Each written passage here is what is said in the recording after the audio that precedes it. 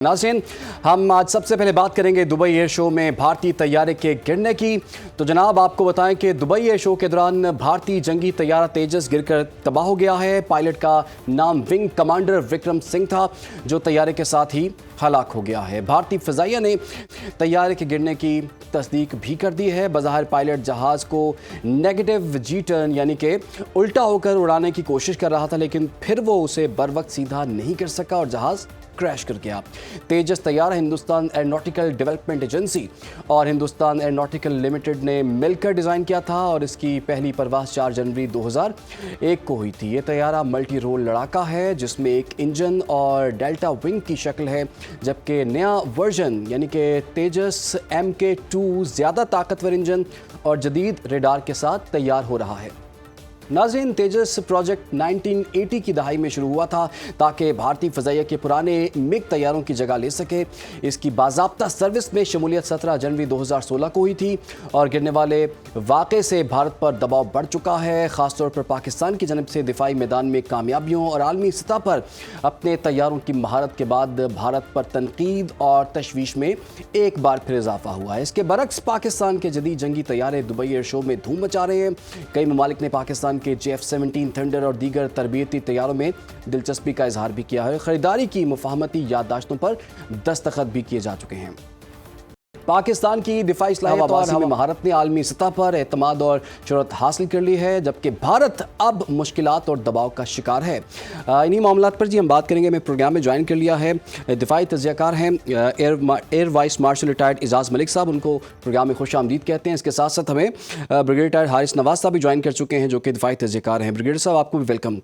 मलिक साहब, सबसे पहले तो आपसे हम ये जानना चाहेंगे, ये जो भी हादसा जो पेश आया है दुबई में, तो इस पर आप क्या कमेंट करना चाहेंगे? ये कितना बड़ा इवेंट होता है? अगर किसी मुल्क का तैयारा जो कि शोकेस करने के लिए बेहतरीन महारत के साथ लोगों को लेकर आया जाता है, बेहतरीन तैयारे यहाँ पर दिखाए जाते हैं और उसके बाद डील्स भी होती हैं, इस हादसे के बाद आप क्या समझते हैं, क्या इम्पैक्ट देख रहे हैं आने वाले दिनों में इसका आप? जी, बिस्मिल्लाहिर्रहमानिर्रहीम। जी देखें, एविएशन इंडस्ट्री में हादसात का इस्तेमाल तो कभी भी होता है, क्योंकि ये आप तमाम जो हैं कुदरती फिज़िक्स के जो कवानीन होते हैं, उनके अंदर रहते हुए आपने अपने आप को हवा में सरबुलंद रखना होता है। लेकिन किसी ऐसे डेमोन्स्ट्रेशन में हादसे का हो जाना, जहाँ पर सारी दुनिया की एविएशन इंडस्ट्री की नज़रें आप पे हों, वो उसकी एक फनी या जो है ना प्रोफेशनल जो भी उसका एस्पेक्ट है, उससे कहीं ज़्यादा उसका एक साइकोलॉजिकल और एक मार्केटिंग पे उसका एक इफ़ेक्ट आता है। तो उस लिहाज से मैं समझता हूँ कि ये उनकी बड़ी बदकिस्मती है कि उनका इस वक़्त में हुआ। मैं थोड़ा-सा आपके नाज़रीन की जो है उनको रिमाइंड करवाने के लिए मैं ये अर्ज़ करूँ कि भारत ने 80s में अपना प्रोजेक्ट लाइट कॉम्बैट एयरक्राफ्ट के नाम से शुरू किया था जी। और वो चाहते थे कि अपनी इंडिजिनस प्रोडक्शन से हाल एरोनॉटिक्स लिमिटेड में उनकी जो है इंडस्ट्री थी और वहाँ से वो चाहते थे कि अपना मकामी तौर पे तैयार किया हुआ ऐसा जहाज़ हो जो उनका एजिंग फ्लीट था MiG-21 का, उसको रिप्लेस कर सके। पाकिस्तान ने अपना JF-17 प्रोग्राम उसके कई सालों के बाद शुरू किया। ठीक है, मलिक साहब से भी हम दोबारा जो है वो इसमें बात भी करेंगे, लेकिन ब्रिगेडियर साहब, अब आपको याद है ना कि मोदी ये कहा करते थे कि जनाब हमारे पास राफेल होते तो हम पता नहीं क्या कर देते। राफेल भी उन्होंने गिरवा दिए और राफेल की मार्केट भी गिरा दी उन्होंने।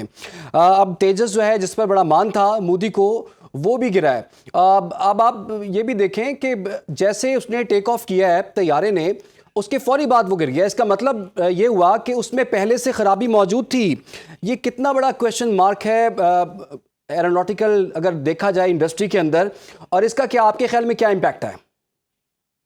देखें, जब भी आप एयर शो पे जाते हैं, आप अपने मुल्क के जो इंडिजिनस जहाज होते हैं उनमें बेस्ट जहाज mechanically, technology wise, pilot best train, pilot best operationally ready, training उसकी अच्छी होनी चाहिए, उससे अपनी मशीन का तजर्बा होना चाहिए, ऐसे लोगों को भेजते हैं।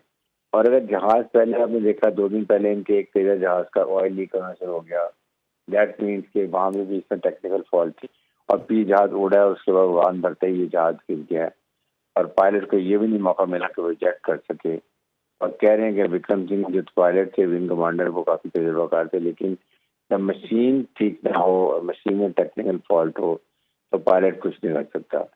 اور آپ اس وقت جاتے ہیں اپنے ملک کا جہاز لے کے اس لیے کہ آپ اس کی مارکیٹنگ کریں، اس کی آپریشن مینوربلٹی دیکھیں، اس کے ایئر ڈائنامکس دکھائیں. پائلٹ کی مہارت جو ہے وہ پھر اس کو اور اٹریکٹیو بناتی ہے اور پھر آپ کو اس جہاز سے آرڈرز ملتے ہیں.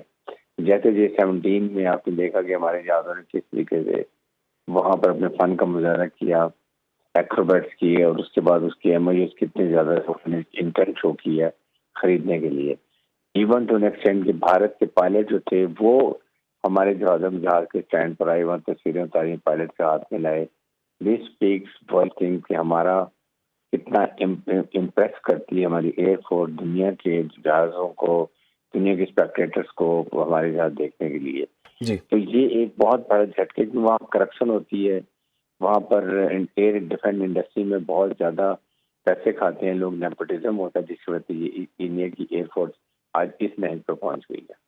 بالکل آپ نے ٹھیک کہا، اور ایسے الزامات جو ہیں مودی سرکار پر لگے بھی ہیں کہ انہوں نے بڑی کرپشن کی ہوئی ہے، اور خاص طور پر جو ڈیفنس ایکوپمنٹ ہے اس پر بڑی کرپشن کی باتیں جو ہیں سامنے آ رہی ہیں. لیکن ملک صاحب آپ تو اس معاملے کو بہتر سمجھتے ہیں، جو مینوور ہے نیگیٹو جی ٹرن، سر یہ تھوڑا سا بتائیے گا ہمارے ناظرین کے لیے، یہ ہوتی کیا ہے، اس میں کیا احتیاط کی ضرورت ہوتی ہے؟ اور آپ نے بھی ساری یہ ویڈیو تو دیکھی ہوگی، ایسا بھی کیا ہوا کہ پائلٹ جو ہے کنٹرول کھو گیا اور اس کے بعد وہ باہر نکلنے میں ناکام ہوا اور بالآخر وہ ہلاک بھی ہو گیا اس حادثے میں؟ اس حادثے میں ہمیں ظاہر ہے جب تحقیقات ہوں گی تو اصل وجہ تو اسی وقت سمجھ آتی ہے، لیکن ایک جو پرائم فیسیا اس میں جو ایک چیز کا بڑا قوی امکان ہے وہ یہ ہے کہ جب بھی، حالانکہ ایسے شوز یا ڈیمونسٹریشن کے لیے آپ اپنے بہترین ایئر وردی جہاز بھیجتے ہیں اور بیسٹ آف دی بیسٹ جو ہے ایروبیٹک ٹیم کے جو ہے پائلٹس بھجواتے ہیں، کیونکہ یہ آپ کے ملک کے، آپ کے انڈسٹری کے شو کیس کر رہے ہوتے ہیں وہاں پہ. لیکن اس دفعہ ایک جو اضافی چیز ہوئی وہ یہ ہے کہ حالیہ پاک بھارت جنگ میں بھارتی فضائیہ کو جو شکست ہوئی پاک فضائیہ کے ہاتھوں، وہ آلریڈی انڈر سائیکولوجیکل پریشر ہیں، اس میں تو کوئی دو رائے نہیں ہے. اور اس پرٹیکولر شو میں بھی ہمارے JF-17 تھنڈر کی بہت پذیرائی ہوئی، تو وہ ایک سائیکولوجیکل پریشر بھی ہوگا to perform better than anybody else. خاص طور پہ بیک آف دیئر مائنڈ وہ یقیناً اپنے آپ کو پاکستان فضائیہ JF-17 کے ساتھ کمپیئر کرتے ہوں گے. تو جب آپ اس طرح کے مائنڈ سیٹ کے ساتھ کاکپٹ میں ہوں تو اس چیز کا کبھی جو ہے نا امکان ہوتا ہے کہ آپ پھر اپنی ہیومن لیمٹس کو یا اکوپمنٹ اور جو مشین ہے اس کی جو ٹیکنیکل اس کی لمیٹیشنز ہیں جی آپ اس کو ایکسیڈ کر سکتے ہیں. ملک صاحب میں آپ کی جانب آؤں گا. سر اگر دیکھا جائے تو بھارت کی جو ڈیفنس ان کے بجٹ ہے نا وہ بہت زیادہ ہے، تقریباً 85 بلین ڈالرز کی ان کا بجٹ ہے سالانہ. لیکن اگر دیکھا جائے تو ایسی مشینیں انہوں نے لی ہوئی ہیں جو کہ ہر کچھ دیر کے بعد جو ہے وہ گر جاتی ہیں. اور دوسرا یہ کہ کرپشن کے بڑے چارجز لگ رہے ہیں مودی حکومت پر. تو آپ کو کیا لگتا ہے کہ کتنی مشکل میں ہوگی مودی گورنمنٹ، اور اس طرح سے ایک حادثہ ہو جانا یہ تو بڑی غیر معمولی بات ہے؟ نہیں دیکھیں جی، میں نے جیسے پہلے عرض کیا حادثہ ہونا کوئی غیر معمولی بات نہیں ہے، لیکن اس حادثے کے ٹائمنگز بہت غیر معمولی ہیں. یعنی آپ ایک ایسے ایئر شو میں آئے ہیں جس میں پاکستان نے بھی اپنا جو ہے انڈیجنسلی پروڈیوس JF-17 بلاک 3 اس کو شو کیس کیا ہے، اس کی اسٹیٹک اور ایئر ڈسپلیز کیے ہیں.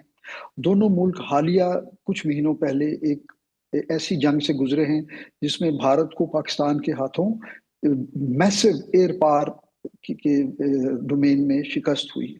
ان کے اسٹیٹ آف دی آرٹ 7 طیارے گرا دیے گئے پاکستان کی طرف سے.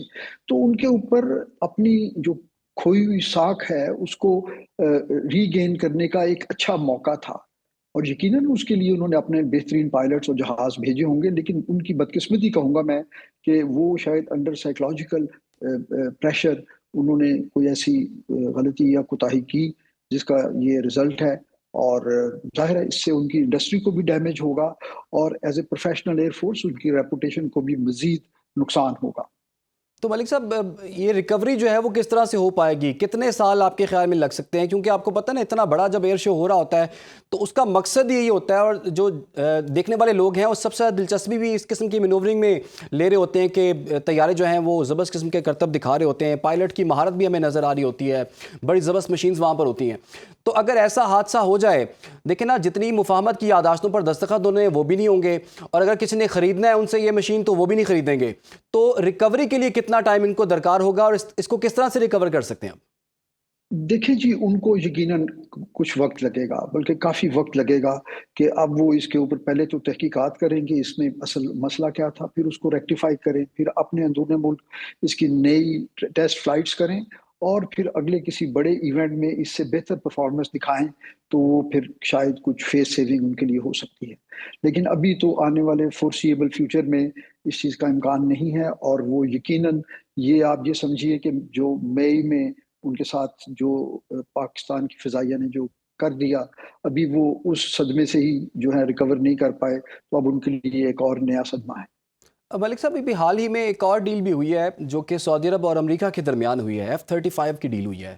48 F-35 جو ہے نا وہ سعودی عرب کو ملیں گے امریکہ سے، اور اس کے بارے میں کہا جا رہا ہے کہ کم از کم 3 سال جو ہیں ان طیاروں پر ٹریننگ بھی وہ آفر کر رہے ہیں۔ ابھی یہ جو تیجس جو گرا ہے اس کا جو پائلٹ ہے اس نے 6 ماہ جو تھے اس جہاز کے ساتھ گزارے، یہاں پر ٹریننگ لی۔ آپ کے خیال میں کتنی ٹریننگ ریکوائرڈ ہوتی ہے، اور کس کے بعد جو بندہ اس قابل ہو جاتا ہے کہ وہ کسی بھی ایئر شو میں اپنے آپ کو پریزنٹ کر سکے؟